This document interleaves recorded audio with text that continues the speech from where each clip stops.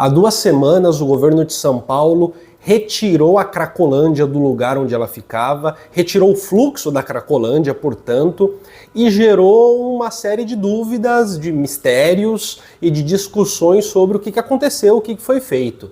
E eu acho que é interessante falar sobre isso e acho interessante entender o que é a Cracolândia e quais são os efeitos de uma Cracolândia numa cidade. São Paulo não é a única cidade que tem uma Cracolândia, ela também há em outros centros urbanos, não é um fenômeno exclusivo da cidade de São Paulo e muito menos exclusivo do Brasil. Vale dizer que a Cracolândia, em São Paulo especificamente, era um conjunto de ruas que ficava perto da estação Júlio Prestes de trem, no Centro Velho de São Paulo.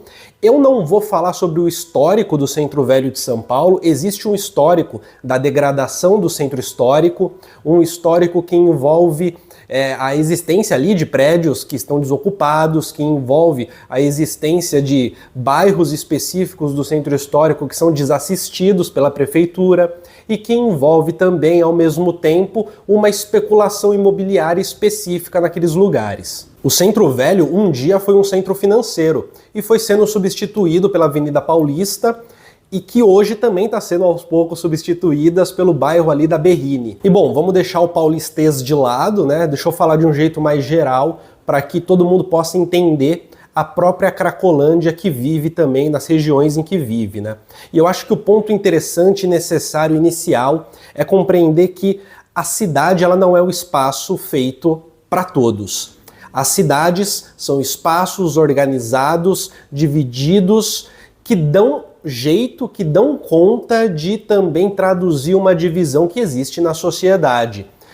Especificamente em São Paulo, mas meio que em qualquer cidade você tem bairros que são exclusivos de classe alta e normalmente são arborizados, normalmente são bairros que têm uma estrutura muito bem montada, bairros de classe média e bairros pobres, periferias pobres e favelas, que aí a estrutura social e urbana, a infraestrutura já é muito menor, a organização da cidade dentro desses bairros, as instituições, como elas participam desses bairros, já não é mais tão eficiente, a população acaba ficando desassistida e a cidade ela não é então um elemento neutro na vida das pessoas. A cidade é um elemento ativo que divide a população, que a organiza segundo alguns critérios e interesses específicos, e acho que a gente pode dizer que interesses principalmente econômicos. Junto da cidade, você também tem as arquiteturas que são feitas para evitar que pessoas em situação de rua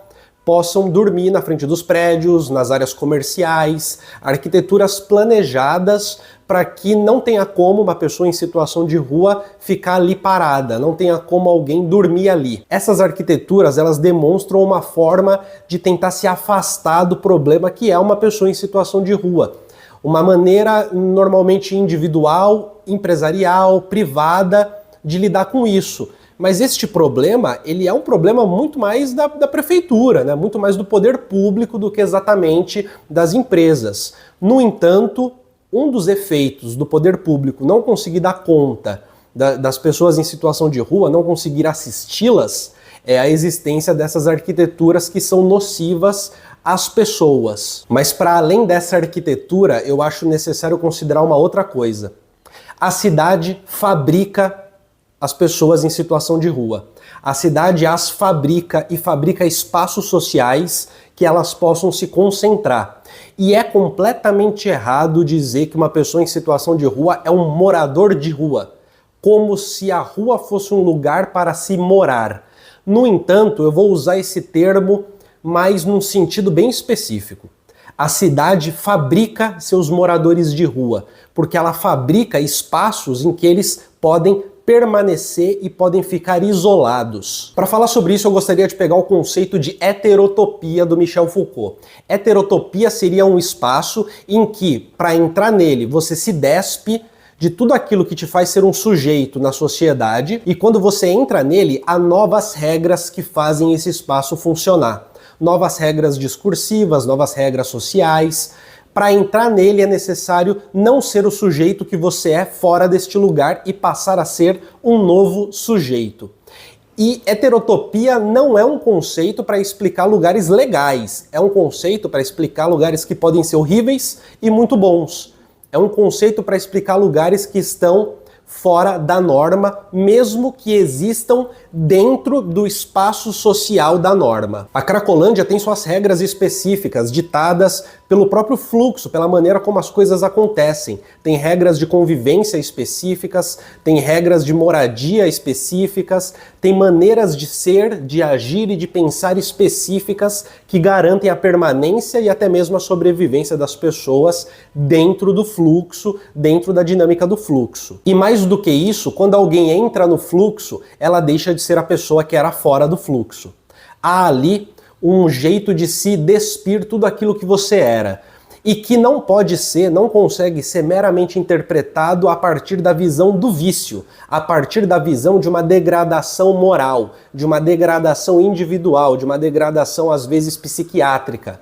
É necessário entender como que essa mudança acontece no nível social e discursivo também. E principalmente compreender que como essa mudança que acontece no nível social e discursivo, ela é determinante para que esse morador de rua que tem um espaço de fato conduzido pela prefeitura para morar, possa ser entendido, e aqui eu vou usar o termo horrível que usam para falar sobre, possa ser entendido como cracudo. Cracudo é aquele que não tem história. Cracudo é aquele que é identificado pelo consumo da droga. É aquele que não é gente com uma história. Não é uma pessoa com vulnerabilidades, não é uma pessoa vítima de um destino específico, vítima das vulnerabilidades sociais e econômicas que existem dentro da cidade. Cracudo é o sujeito que entra na heterotopia, se despe da pessoa que era fora dela e ao se despir se torna um sujeito sem história, um cracudo. E percebam como as coisas se retroalimentam, porque é justamente esse sujeito sem história, o cracudo, que pode ser lidado diretamente por políticas de segurança e não necessariamente por políticas de saúde. É justamente essa pessoa sem história que é uma estatística para ser lidada pela segurança e não uma vida para ser lidada pela saúde. E não alguém com história que precisa de um tratamento, de uma ajuda caso necessário, que seja personalizada, que seja pessoal. E é justamente enquanto um sujeito sem história que também é possível de se perceber das pessoas, assim, na população, né?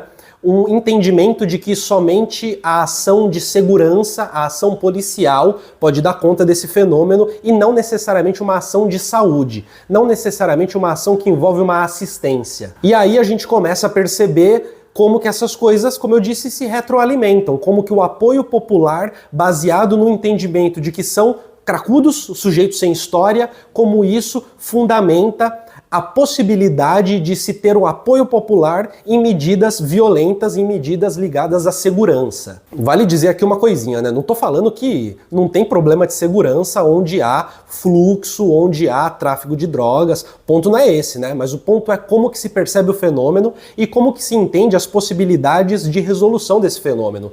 Vale dizer uma outra coisinha aqui também, né?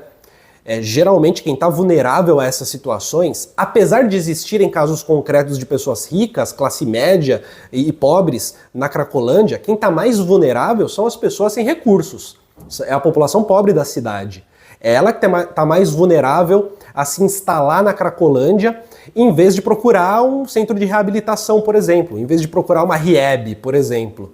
E vale dizer também que as comunidades terapêuticas, muitas vezes administradas por grupos evangélicos, não são um lugar que, de certa forma, entrega ali uma possibilidade de emancipação para os usuários. Depois dessa heterotopia ter sido supostamente destruída no centro de São Paulo, a Cracolândia se dispersou para diversos outros lugares, como a Praça Marechal, como a Santa Cecília, como perto da Paulista. E essa dispersão demonstra primeiro que a heterotopia não é um lugar, espaço físico fixo, mas também é um espaço que pode circular, que pode mudar a depender justamente das pessoas que estão construindo as regras desse lugar.